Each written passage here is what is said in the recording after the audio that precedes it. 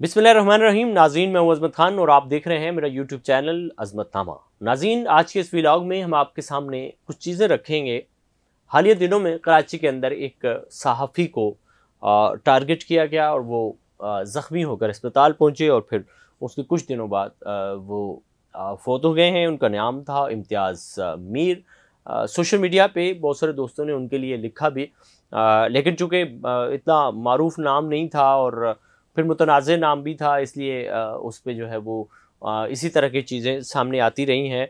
तो ये चीज़ जब सामने आई कि इम्तियाज़ मीर को क्यों मारा गया और क्या हुआ, तो इसराइल चूँकि वो गए थे, एक अमेरिकन तंजीम है उसके वफद में वो शामिल थे और उन्होंने बाकायदा से हुकूमत पाकिस्तान से ये कहा था कि इसराइल को तस्लीम कर लेने में कोई ममानियत नहीं है और मैं हुकूमत पाकिस्तान से गुजारिश करूँगा कि इसराइल को तस्लीम कर लिया जाए। इस तरह की उनकी वर्डिंग थी। लेकिन दूसरी तरफ ये भी है कि आपने देखा कि गुज़िश्ता 23 माह में इसराइल में 255 सहाफ़ी जो हैं वो इसराइल शहीद कर चुका है और 60,000 से ज़ायद 65,000 से ज़ायद गज़ा के मुसलमानों को भी शहीद किया जा चुका है, दरबदर किया जा चुका है। ये सारी सूरत हाल भी हमारे सामने है। लेकिन एक चीज़ आपको माननी पड़ेगी कि पाकिस्तान में इसराइल के साथ ताल्लुकात को कायम करने के लिए दर पर्दा कोशिशें की जाती रही हैं। वो कोई भी सियासी जमात हो, हर सियासी जमात के अंदर इस तरह के लोग, इस तरह के गुमाश्ते मौजूद हैं जिन्होंने ये कोशिशें अपने अपने वक्त में की हैं और करने की कोशिश भी करते हैं, और एक है कि कोशिश की भी है।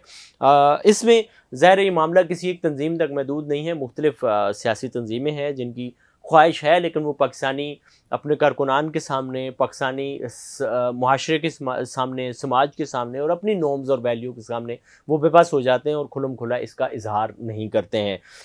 अब ये सूरत हाल ये है कि हमारे दोस्त हैं अली हिलाल साहब, वो मशरक़ वस्ता पर बड़ी गहरी नज़र रखते हैं और उन्होंने सुबह एक राइटअप लिखा सोशल मीडिया पे, जिस पर बहुत सारे लोगों ने इब्हाम भी लोगों को मिला कि जी ये चीज़ जो है ये इन्होंने ऐसे लिखा है और ऐसे होना चाहिए था। लोगों को मुझे ये लगा कि लोगों के पास मालूमात नहीं है और अली लाल साहब ने चूँकि पूरा पीस सामने रखा तो लोगों को समझ नहीं थी उसकी, इसलिए उनको कन्फ्यूजन हुई।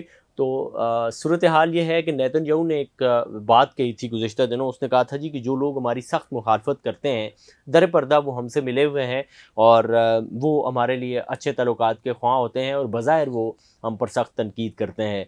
तो आप इस वाक़े को देखें कि पाकिस्तान के अंदर भी सबसे ज़्यादा मुखालफत इसराइल की पूरी दुनिया में अगर कहीं होती है तो वो हम पाकिस्तानी करते हैं उसकी। और उसके बावजूद भी पाकिस्तान में कुछ ऐसे लोग हैं जो मजहबी तंजीमों के अंदर भी रहे हैं, मजहबी तंजीमों में ना हो और मदारिस से भी उनका ताल्लुक़ रहा है, और सियासी तंजीमों में और NGOs की आड़ में तो ज़ाहिर है खुलम खुला ये मामला होता है। और इसमें कोई एक दो लोग नहीं हैं, इसमें बहुत सारे लोग हैं। कुछ के नाम सामने आ गए, जिस तरह से इम्तियाज़ मीर का नाम सामने आ गया और अनीला अली का नाम सामने आ गया, शमा जुनेजो का नाम सामने आ गया कि उन्होंने लिखा था। वो कि अब वो कह रही हैं कि उन्होंने बहुत पहले PhD के थीसिस के लिए ये क्वेश्चन लिखा था, लेकिन अब चूँकि उनके ऐसे ख़यालात नहीं हैं। लेकिन उनका माजी के वो ओपन होकर के लिखना उनको इक़्तिदार की राहदारियों तक पहुँचाने वाला शायद वही जुमला हो सकता है, वरना कोई ऐसी वजह नहीं है कि PhD स्कॉलर्स और भी बहुत सारे हैं, वो क्यों इतनी हाई लेवल पे पहुँच गई हैं।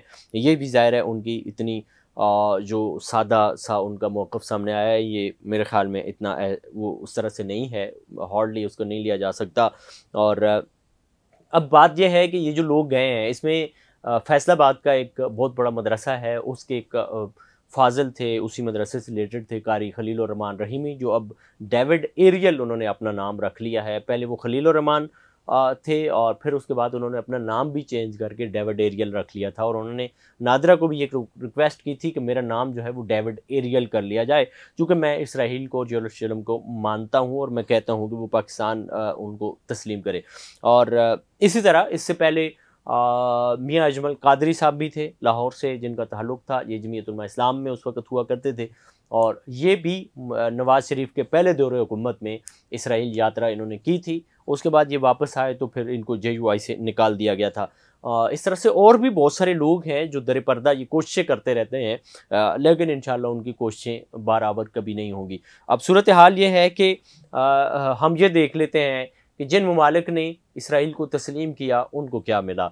उर्दन ने इसराइल को तस्लीम किया, मिस्र ने किया, सूडान ने किया, तुर्की ने किया, मराकश ने किया। आप इन सारे ममालिक के अंदर देख लें, जब से इन्होंने इसराइल से पींगें डाली हैं तब से इनके ममालिक में अंदरून खाना बिल्कुल ही इनके ख़िलाफ़ साजिशें शुरू हुई हैं, बदअमनी शुरू हुई है, जासूसी का एक बहुत बड़ा जाल जो है वो शुरू हुआ है। और यही ख़वातीन वाला सिलसिला के अफसरान के सामने ख़वातीन पेश कर दी जाए या फिर बहुत ज़्यादा पैसे का बहाव किया जाए तो फिर लोग पिघल जाया करते हैं। यही सूरत हाल हमारे पाकिस्तान में भी ज़ाहिर करने की कोशिश की गई है। अनीला अली उसका नाम है, वो भी दायरा प्रो इसराइल हैं। फिर ये शमा जुनेजो चूँकि अभी इनकार कर रही हैं, लेकिन चूँकि माजी में इनका सिलसिला रहा है। फिर उसके अलावा इम्तियाज़ मीर, काली खलील और रहमान रहीमी जो डेविड एरियल के नाम से अब भी सोशल मीडिया पर मौजूद हैं, वो अब भी इसराइल के हक़ में बात करते हैं।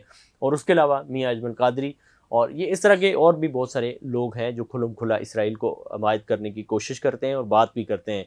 ये सारी सूरत हाल है, लेकिन पाकिस्तानी फिर भी जाग रहे हैं और उनको गज़ा के मुसलमानों का लहू जो है वो उनको नज़र आ रहा है, वो याद रहता है। 255 सहाफ़ी जो गज़ा की और फ़लस्तीन की सूरत हाल को उजागर करते हुए इस दुनिया से गए हैं, ज़ाहिर है उन्हें भी नहीं बुलाया जा सकता। ये सारी सूरत हाल है। आप इस वाले से क्या समझते हैं, क्या सोचते हैं, आपका क्या कहना है, कमेंट सेक्शन में ज़रूर बताइए ताकि अगले किसी व्लॉग में उसे पेश किया जा सके। इसी के साथ अपने मेज़बान अज़मत ख़ान को दीजिए इजाज़त।